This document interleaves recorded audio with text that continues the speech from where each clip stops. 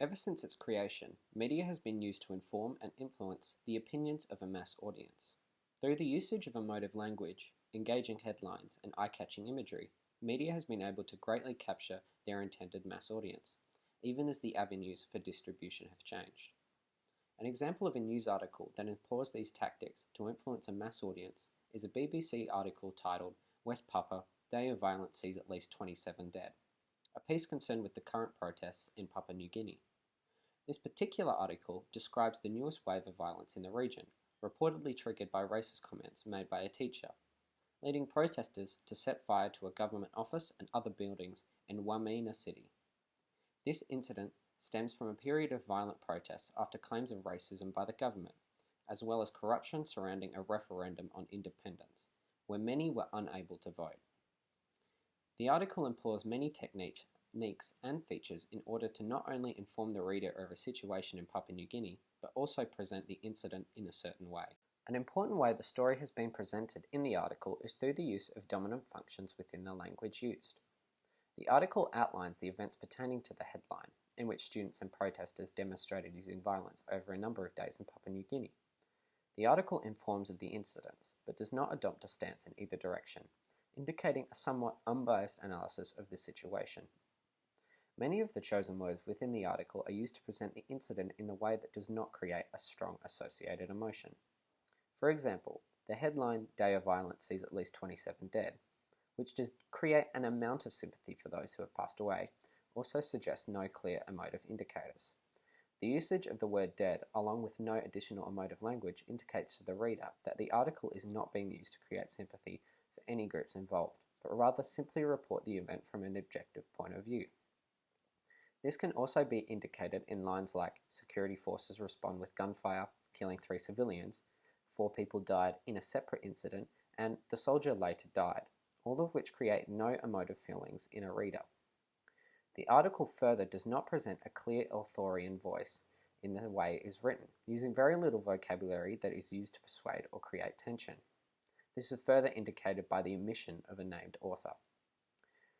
This further works into the narrative, that the article purely presents the incident and presents no clear emotive feeling or bias. This could be attributed to the fact that the BBC has a reputation as an unbiased news source, of which opinion pieces on highly controversial issues may damage that reputation. Another element of the article that influences a mass audience is the use of imagery. The article presents a number of images of unrest in Papua New Guinea, including civilians escaping smoke, a building engulfed in smoke, a group of police in full riot gear, and a group of protesters. The images, while pertaining to the violent event, depict no clear violence nor devastation, and largely omit the faces of those involved, except for the final photo. These images are also used for a number of reasons, the first of which being to help the reader visualize the event, helping to put it into context. Another reason for the inclusion of imagery is to aid in telling the story the article is portraying, that being the narrative of civilian lives lost, as opposed to a narrative about a contentious government, another route the article could have taken. The images, much like the language used, help to convey sympathy to a degree, but largely are ineffective at engaging a reader emotionally, due mainly to the omission of controversial or shocking imagery, and the exclusion of images of any human face within the first 3. The face of a person is an easily identifiable landmark in many photos, and is often useful in engaging an audience emotionally, yet the article has chosen not to include this target.